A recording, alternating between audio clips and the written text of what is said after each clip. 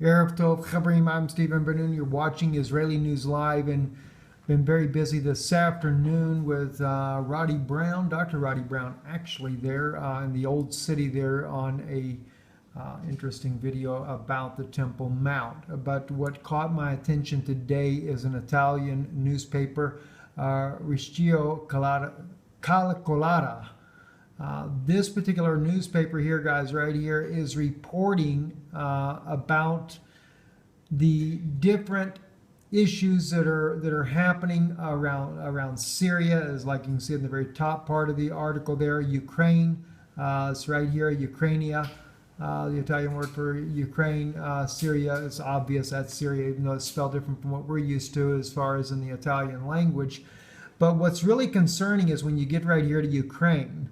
What it's saying right here in Italian is that Russia is pulling out some of its very old artillery that is 240 millimeter mortars.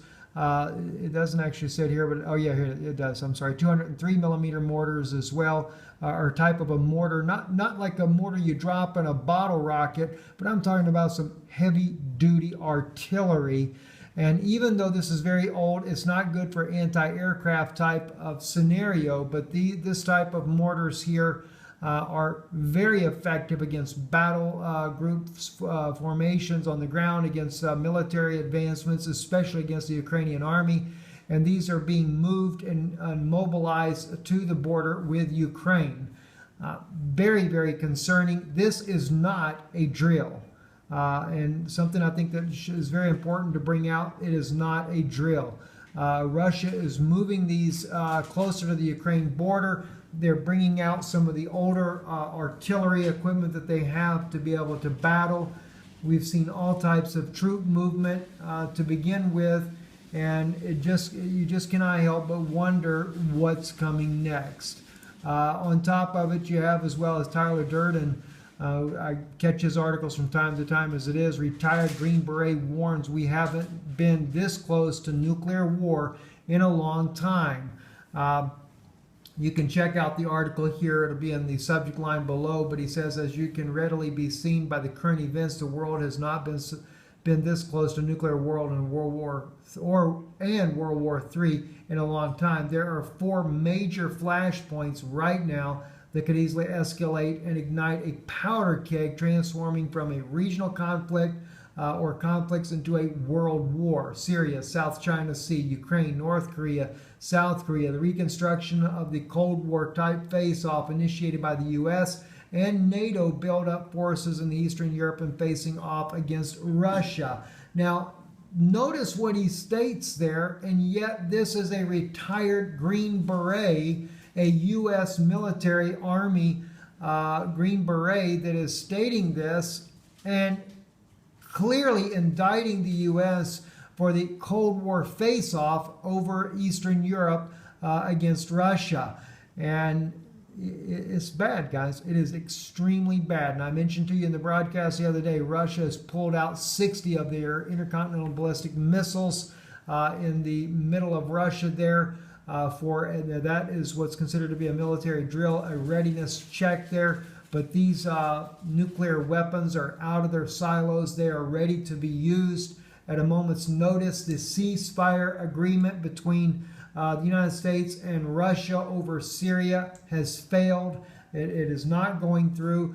In the United Nations meeting today between where John Kerry and Foreign Minister Lavrov of Russia were speaking, it is definitely a deadlock. Of course, John Kerry very bold in accusing Russia of all these attacks and basically insinuating that Russia and Syria are the ones that are using the incendiary devices.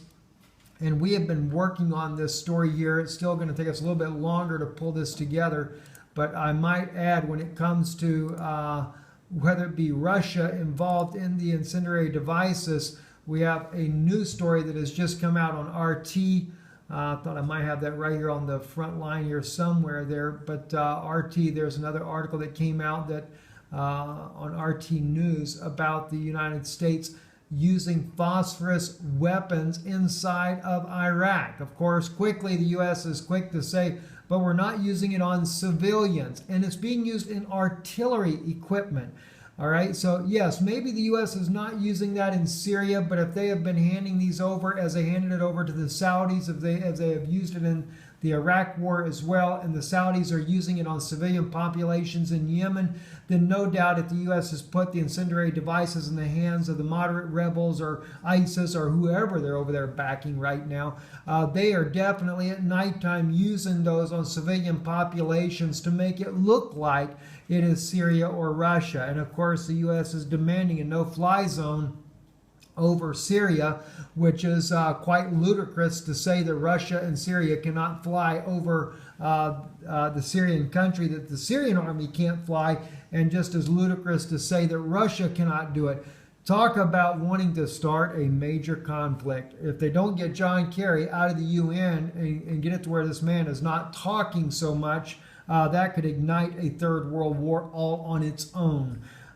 We definitely need some kind of change. Right now we have the Obama regime in office, and it is spiraling out of control rapidly. And if Hillary Clinton gets in, well, I guess we can kiss it all goodbye.